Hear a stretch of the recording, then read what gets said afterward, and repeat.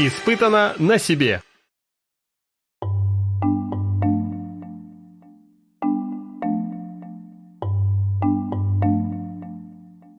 Наша экспедиция преодолела уже более 2000 километров, и мы прибыли в город Алекминск. Здесь нас ожидала обширная программа. Все началось с уже традиционной встречи с подписчиками и горожанами. За нашей поездкой можно было наблюдать не только из соцсетей участников пробега, но также из новостных статей и сюжетов местных средств массовой информации. Цель экспедиции – проехать от Иркутска до Якутска 2750 километров по старому Ямщицкому тракту на 2 вездеходах и 4 члена экипажа. Так, 2 в одном вездеходе человека, 2 в другом человеке. Ну, вот вчетвером едем. Проехали уже порядка 2000 километров, даже, может, чуть больше. И осталось чуть-чуть до Якутска доехать. А посвящено это мероприятие, что нынче Ямщицкому тракту исполняется 280 лет с момента его открытия. И вот мы решили поддержать эту акцию. А изначально нас на это все подзадорил ваш алекминский житель, но он наш, получается, подписчик, который кинул нам позыв, сказав, что если ваш вездеход до Якутска, я такой себе приобрету. Вот мы здесь. Кто? Как его зовут? Его зовут Вадим. Вот он должен тоже сегодня подойти сюда. Может, он уже среди нас, еще пока не видели. Но вообще ожидаем с ним встречи. Хотим тоже ему сказать спасибо, что он сподвиг нас на такой пробег. Что, посылку там Ямщиковскую отдаем человеку? Да, где? Вот тот человек стоит в шапке. Вам, да? Здравствуйте. Сейчас, спасибо. Сейчас вручим. С Ленска, да, вам посылку передавали? Сейчас, секундочку.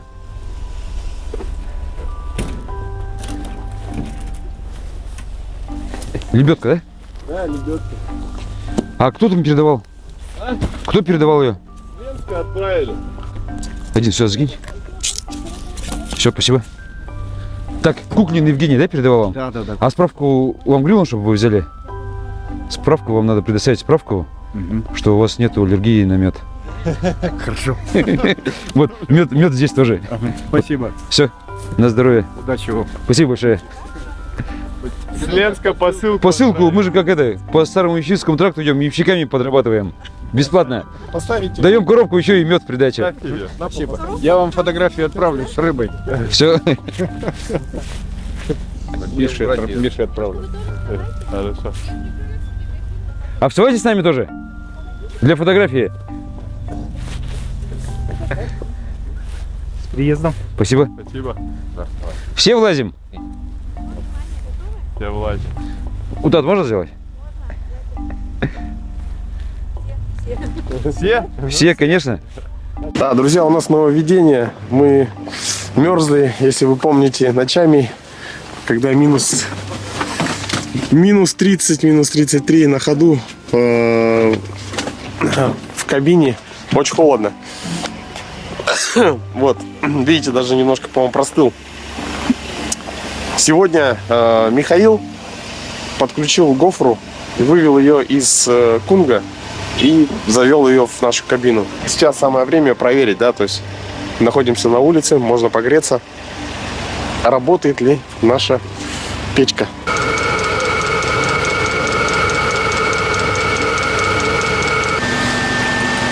Ну смотри.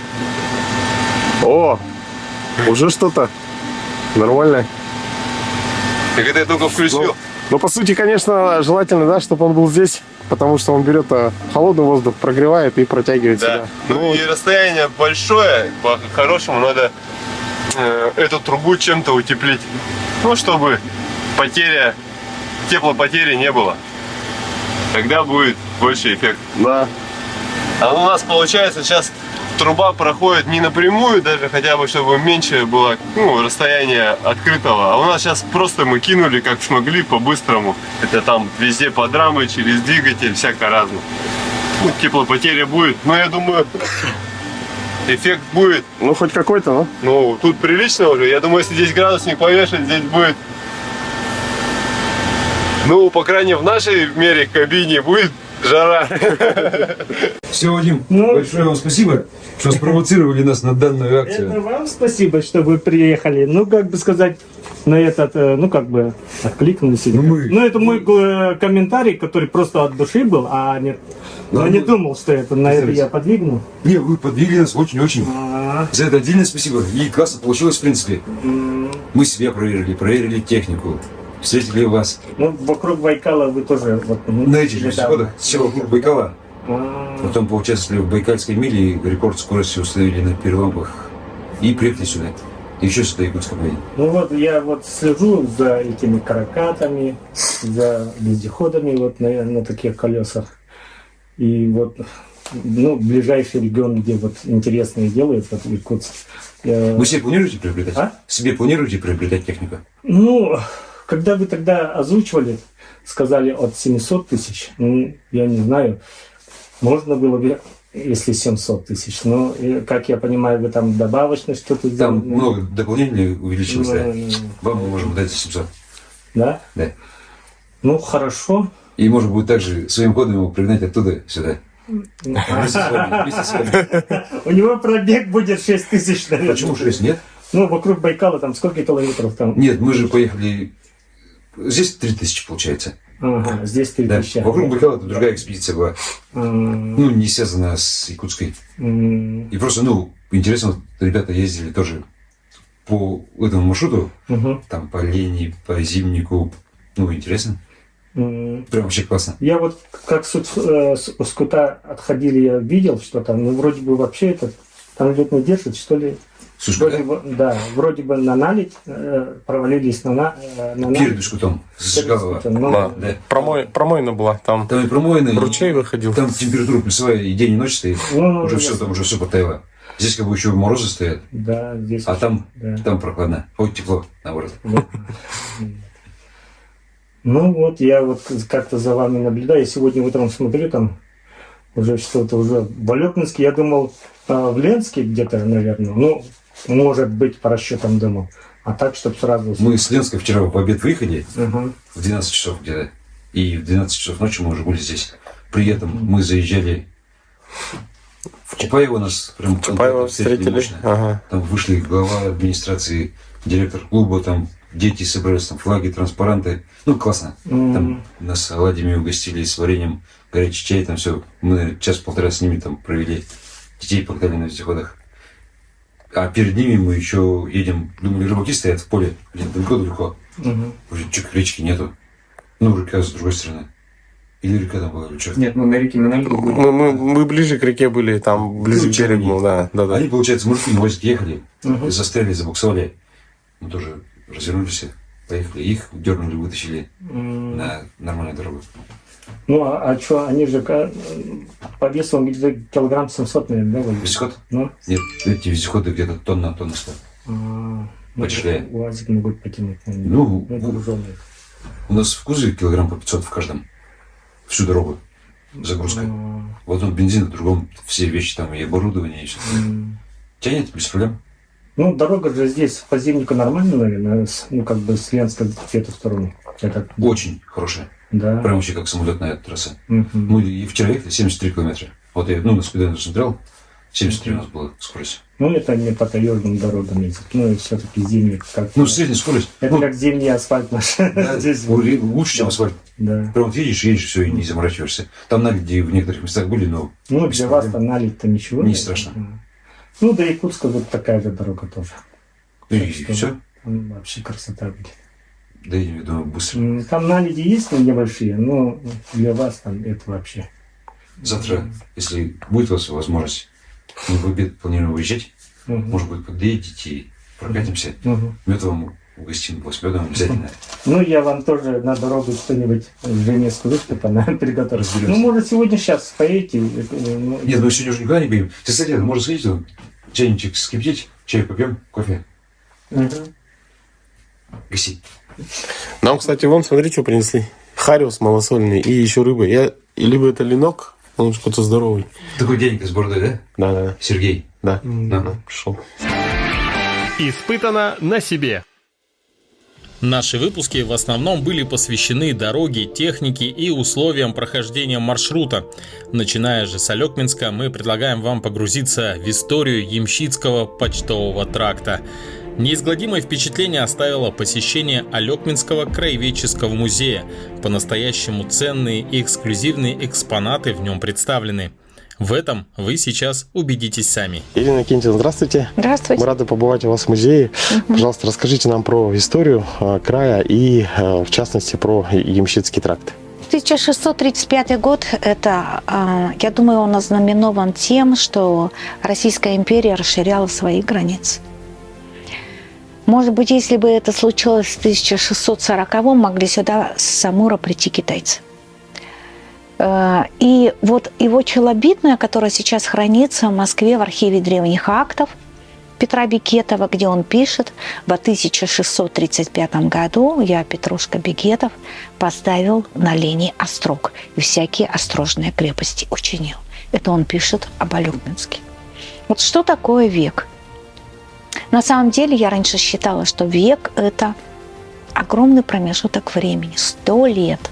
А сейчас я рассуждаю по-другому, потому что это, ну скажем, дедушка, папа и я. Наша жизнь вмещается в этот самый век. И вот буквально в 1726 году сюда, в этот дикий, далекий северный край, идет Витус Беринг. И через 3 года он уже императрице кладет свой отчет. И принимается решение о связи с далеким Столь-Якутским краем. Нужно было наладить дорогу сообщений. И уже в 1743 году становится здесь Иркутско-Якутский почтовый тракт. Тракт, вот он для Якутской области был, я думаю, каким-то таким, давшим огромный толчок к развитию Якутской области. К большому счастью, скажем так, в Алекминском музее сохранились фотографии. Фотографии ямщиков, их передвижение по лени, ямщицкие станки. И всему мы, конечно, вот благодарны первому фотографу, который жил в нашем Алекминском районе. Это Ерофей Петрович Рисько, первый фотограф из числа ссыльных. У нас вот в таких коробах хранятся его негативы. Вот хранились. Это Германия, Франция. Затем начали выпускать броможелатинные пластинки в Петербурге. И Ерофей Рисько, находясь в такой глуши, скажем так, да, так далеко, он имел возможность выписывать эти броможелатинные пластинки. И первая фотография, я вам сейчас покажу, как она выглядела.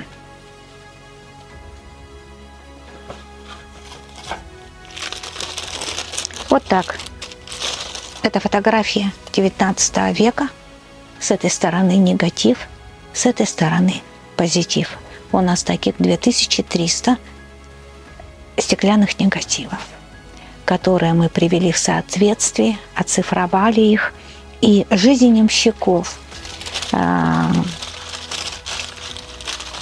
движение их в зимнее время по лени отражена у нас тоже вот в этих фотографических снимках. 28 почтовых станций, как я уже сказала, это самая большая протяженность пути Иркутско-Якутского почтового тракта. И с трактом связаны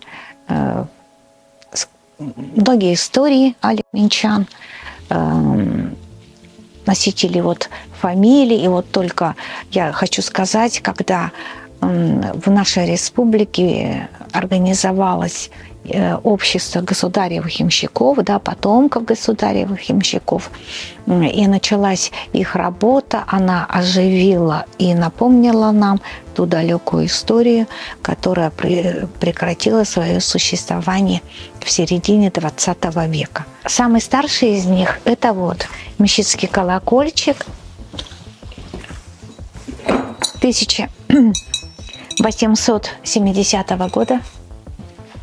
Мгм. Это братья Трошины, которые отливали на уральских заводах колокольчики. Братья Трошины. И это здесь было с применением серебра. Вот такая у нас старинная экспедиционная карта. Ага, это Пеледуй. Угу. И у меня смотрели и топографы, и сказали, что она очень четкая. Это Со спутника. да. Съемка. Вот она такая. Чего себе. Вот Якутск. Угу. И здесь она очень четко нанесена. Так, ну-ка сейчас. Все станции. Прямо от начала, чтобы Вот так. А главное, каким почерком написано. Да. вот светимо начинается, мы видим, пропустили. Угу. О чем говорят эти стрелочки, как вы считаете? Вот, например. Это направление на север. Да. Ага. Она была где-то, видите, закреплена. Тут это надо, видимо, на стене дырочки. Ага. От гвоздей. Сейчас себе. Даже на ней. Сейчас тоже так засними, так же, от начала до конца. И видите, вот как они, это почему-то здесь пропитка больше, да? Ага. Вот Ой, этого пути-то. Вот с этой То есть стороны. это сама река, по сути дела, да? Нет, это сам вот этот путь, а почему-то она вот тут вот так вот отложена. То есть она прорисована так? Да. А, Если смотреть. интересно. Литография на металле – это открытие памятника императору Александру II. Вот видите, написано «Открытие памятника», да? И вот здесь написано, что дозволено цензурой в Москве в декабре в 1898 году. Памятник вообще. А вот потом же все символы власти царской, я имею в виду, все было уничтожено, когда пришли советы в 17 году. И вот первый раз эта картина висела на противоположной стороне. Женщины две с теплохода «Демьян», бедный туристский, они остановились и говорят: мы проехали всю Россию, но нигде не видели вот такую литографию. Откуда она у вас? Я сказала: ну, висит у нас в музее.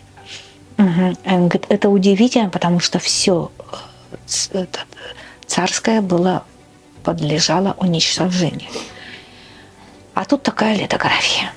И я решила с этой стены, она у меня по моему, ну скажем, желанию, я здесь сделала православный маленький вот этот зал, я понесла и ахнула.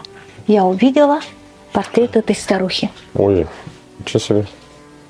Знаете, был такой художник, его звали Георгий Туралесов, первый театральный художник Якутии, который в Москве обучился. А свое начальное образование он получил у нас в Галахе, у политических судьях. И он, чтобы спасти вот это, он нарисовал вот это и повесил. Поэтому у нас эта картина и сохранилась. Предметы ямщицкого быта. У нас в музее нет ничего новодельного. У нас все, что чем пользовались имщики, жители Алёкминского округа, то, что у них было в быту, то, что привозили на знаменитых алёкминских ярмарках, которые вслед за, скажем, каждый год, один раз в год, вслед за, после того, как Лена вскрывала свои воды, вслед шли торговые люди. И вот эти предметы и имщиков в том числе в нашем музее отражены. И я думаю, что вот только алёкминчанин мог так сказать, что это страница истории русской. Тебя позабыть нам нельзя. Тот тракт с Иркута до Якутска пролег через наши сердца. Буквально на следующий день нам удалось принять участие в круглом столе, посвященном 280-летию ямщицкого почтового тракта Иркутск-Якутск. Были затронуты не только исторические факты создания и функционирования тракта, но также интересные доклады, основанные на работах с архивами, которые проводятся в настоящее время. Большое количество фамилий наших знакомых, друзей ведут свои корни с тех времен. Так, например, были показаны сканы архивных документов с поименной переписью жителей тех или иных станций. Коротких, Михаил Коротких, Семен Евстефьев, ну вот это я не слышала, да, или... Как Евстифеев, Евстифеев, да. Все эти фамилии мы знаем и сейчас. Пойдемте на другую станцию посмотрим.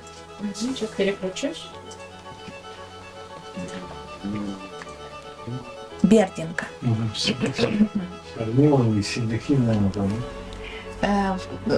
Да, Седых, Бирюковы, Спиридоновы. Ну вот, в Солянке. Макаровы, Булковы, Каращуповы, Копыловы. Эти фамилии. Намана. А Бирюкская не то. Сейчас посмотрим. По времени, товарищи, мы не успеваем, друзья. При русской речке посмотрите, да, фамилии? Угу. Чекурка. Чекурка, это и улица. Руководителю группы Александру, пожалуйста, наш маленький презент. Это книга об истории нашего района. И здесь есть фильм «Флешка». Так, «Хранители времени». Здесь вот тоже об истории именно Иркутского тракта в этом фильме. Я хочу вручить это Руслану Ачирову. Спасибо. Спасибо вам, что вы приняли участие. Сегодня в Алекминске проводится очень хорошее мероприятие, посвященное этому событию. Мы сегодня заслушаем выступление, видимо, это в виде научно-практической конференции, посвященной как раз вот историческому этому событию. Поэтому я с большой радостью сегодня по приглашению администрации Алекминского района, библиотеки Алекминской участвую в этой конференции. Я обычно совмещаю эти вещи таким образом. Моя родина – это станция Кочегарская Алекминского района.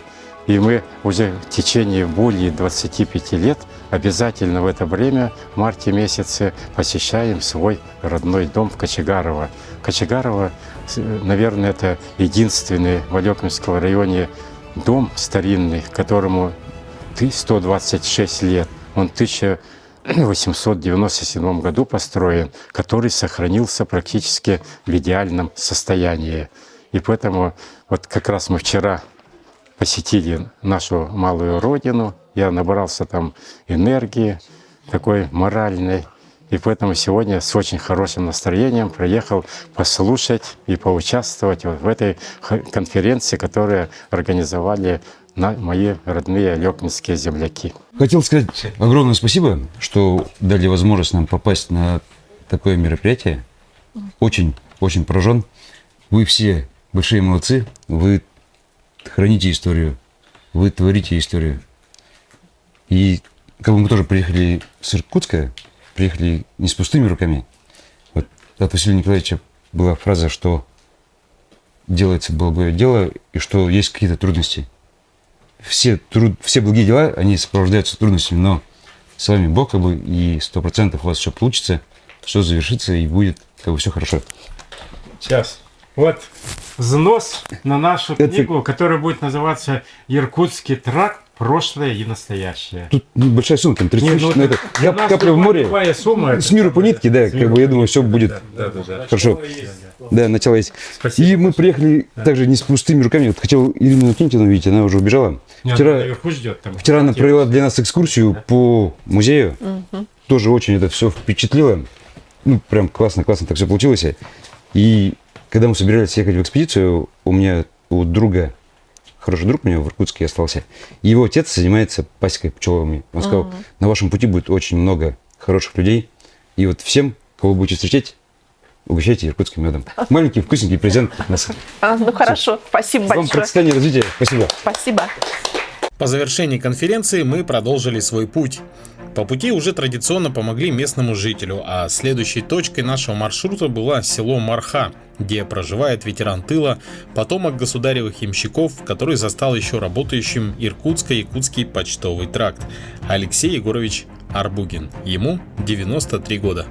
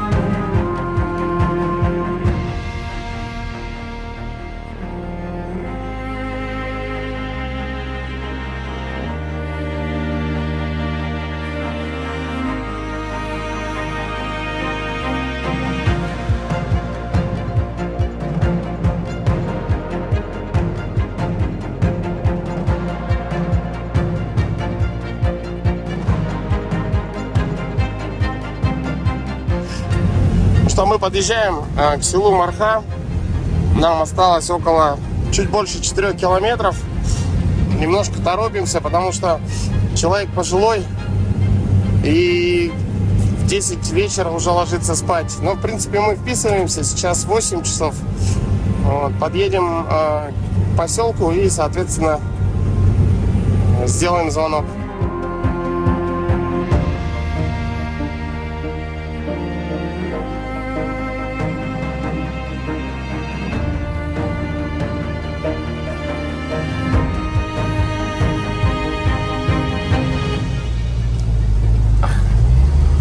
Так, что-то я не подумал. Я делал звонок на стационарный номер, а понадеялся на Билайн. И скорее всего, сейчас придется так поискать. Несмотря на не поздний вечер, когда мы прибыли в Марху, на ночном небе было красивое событие. Луна и Венера находились рядом на небосклоне. В Мархе нет сотовой связи, работают только стационарные телефоны. Поэтому место жительства нашего героя мы решили узнать по старинке у односельчан. Вон тот дом светится. Вот светится дом. Что, нет дороги?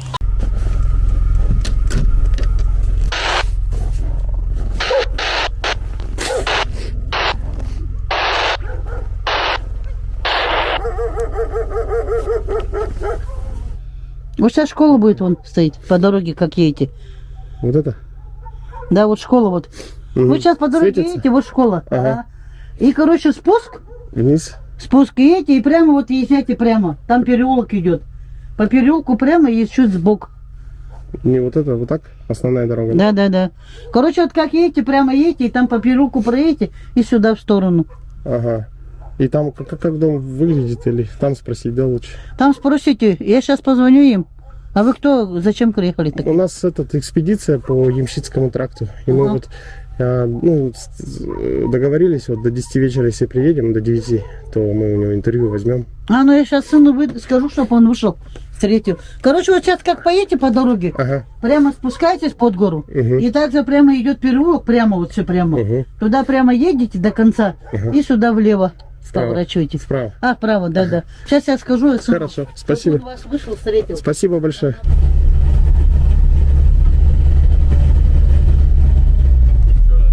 Так, стоп, сейчас чуть правее пойдет дорога.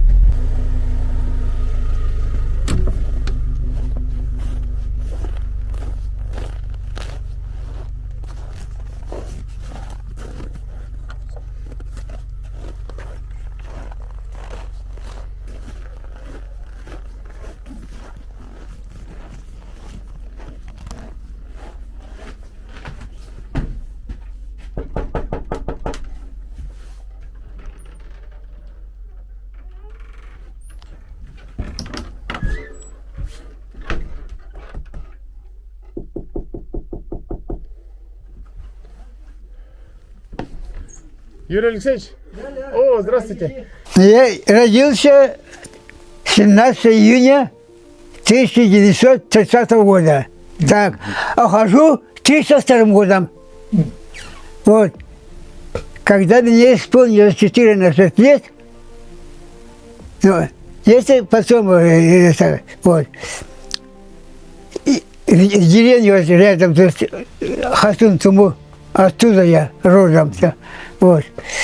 Ну, у нас в семье было 6. 3 сестры, 3 брата. Отец умер в 1935 году. Вот. А мы остались 6 и мамка. Вот. И здесь началась война. 2 братьев, мать в 1942 году умерли по болезни. Я и 3 сестры остались. Одну сестру взяли в воспитание, Eskifеева и Евдокия Николаевна. Вот. Старшая сестра летом на плоский лес пароходе, а зимой пароходские дрова пилили. Вот. А вторая сестра, старше меня на год, вот. Она за хозяйкой там у людей была. Ну что, я остался один. Вот.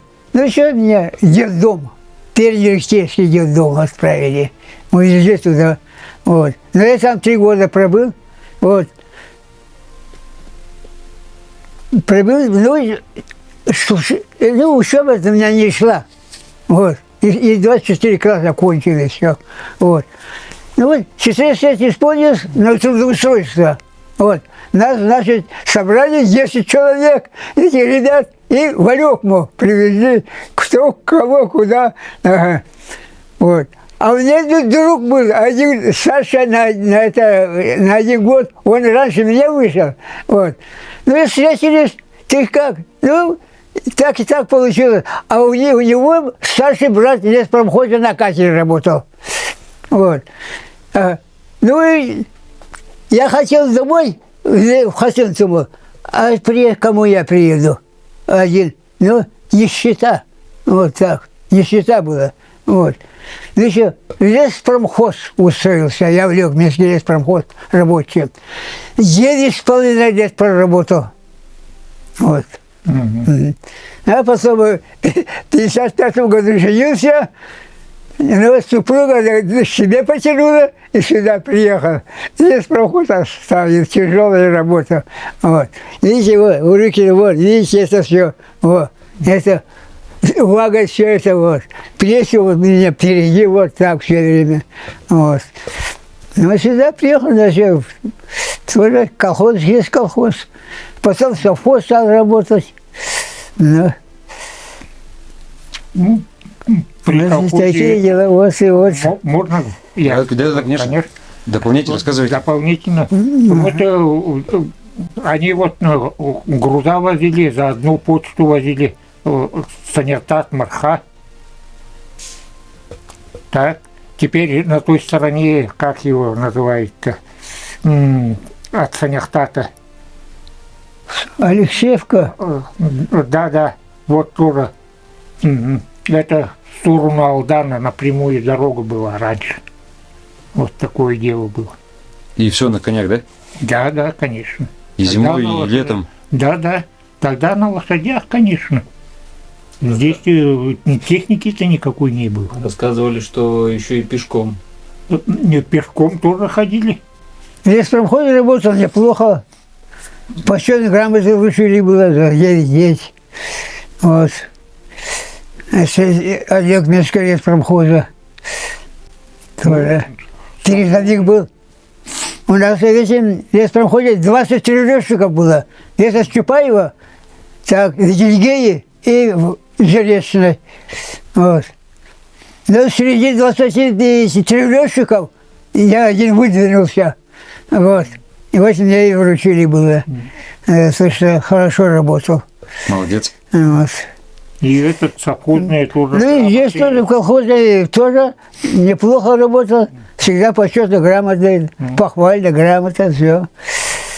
Тогда это почту-то большинство вот колхозники водили. Вот. Это какие годы были?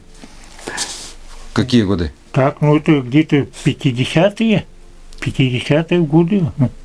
В 53-м, 54-м, да, закрыли? Ну, вот так, ага. Короче, перед закрытием, да, получается? Да. А сами держите скот, не скот? Сейчас? Кобыленку держим. Кобыла есть, да? Ну, кобыла. Собаки, да? Собака одна, охранник. Если днем бы приехали, не пустил бы.